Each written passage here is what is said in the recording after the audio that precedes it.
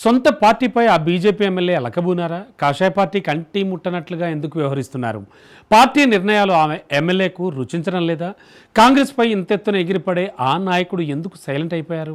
ఎన్నికల సమయంలో మార్మోగిన ఆయన పేరు ఇప్పుడెందుకు వినబడ్డం లేదు? ఇంతకు ఆ ఎమ్మెల్యే ఎవరు? ఆ ఎమ్మెల్యే నిశ్శబ్దం అనుకున్న మతలబేంటి? ఆయన అంతర్మథనం ఏంటి? Let's watch this. అలకబూనిన కామారెడ్డి ఎమ్మెల్యే బీజేపీ నిర్ణయాలపై అసంతృప్తి.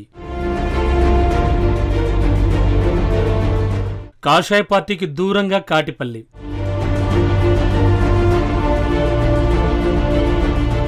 తెలంగాణ అసెంబ్లీ ఎన్నికల్లో కాంగ్రెస్ వేవ్ నడిచింది. ఆ పార్టీ టికెట్లు దక్కించుకున్న పేర్లు పరిచయం లేని నేతలు సైతం గత ప్రభుత్వ వ్యతిరేకతతో ఎమ్మెల్యేలుగా అసెంబ్లీలో అడుగుపెట్టారు. ఎన్నికల వేళ అయితే తెలంగాణ రాష్ట్ర రాజకీయాలన్నీ ఓవైపు, ఆ నియోజకవర్గ రాజకీయాలు మరోవైపు అన్నట్టుగా నడిచాయి. అదే కామారెడ్డి నియోజకవర్గం.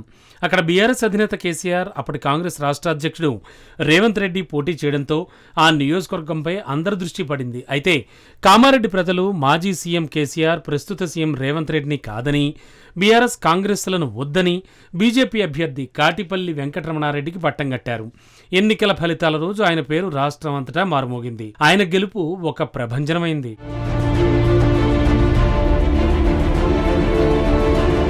ఎన్నికల్లో బీజేపీ మేనిఫెస్టోతో పాటు వెంకటరమణారెడ్డి సైతం సొంత హామీలతో ప్రజలకు దగ్గరయ్యారు. అంతేనా? కేసీఆర్, రేవంత్ రెడ్డి ఇద్దరు కామారెడ్డినే కాక కేసీఆర్ గజ్వేల్, రేవంత్ రెడ్డి కొడంగల్లో పోటీ చేశారు. దీంతో వాళ్ళిద్దరిలో ఎవరు గెలిచినా కామారెడ్డికి చుట్టపు చూపు నేతలే అని, కామారెడ్డి ఎమ్మెల్యే పదవికి రాజీనామా చేసి ఉప ఎన్నికలకు ఊతం ఇస్తారని ప్రజలు భావించారు. వెంకటరమణారెడ్డి స్థానికుడు కావడంతో ఆయన వైపు కామారెడ్డి ప్రజలు మొగ్గు చూపి విజయాన్ని కట్టబెట్టారు. కామారెడ్డి ఎమ్మెల్యేగా గెలిచి రాష్ట్ర స్థాయి గుర్తింపు తెచ్చుకున్న రమణారెడ్డి గత కొంతకాలంగా పార్టీకి అంటి ముట్టనట్లు వ్యవహరిస్తున్నారట. బీజేపీ నూతన అధ్యక్షుడిగా రామచంద్రరావును అధికారికంగా ప్రకటించే కార్యక్రమానికి సైతం ఆయన రాకపోవడం పార్టీ కేడర్ను కలవరపాటుకు గురిచేస్తోందట. మరోవైపు చూస్తే ప్రజా సమస్యల పరిష్కారానికి బీజేపీ రాష్ట్ర కార్యాలయంలో నిర్వహిస్తోన్న ఫిర్యాదుల స్వీకరణ కార్యక్రమానికి సైతం ఇప్పటివరకు కామారెడ్డి ఎమ్మెల్యే వెంకటరమణారెడ్డి రాలేదట.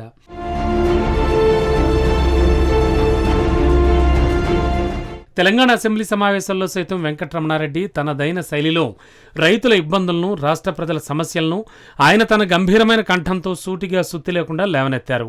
తెలంగాణ యాస, భాషలో రాగం తీస్తూ లాజిక్ పాయింట్లతో, వాస్తవ ఉదాహరణలతో ప్రభుత్వ దృష్టికి తీసుకెళ్లడంలో తనకంటూ ప్రత్యేకతను చాటుకునే ఎమ్మెల్యేగా అనతి కాలంలోనే నిరూపించుకున్నారు.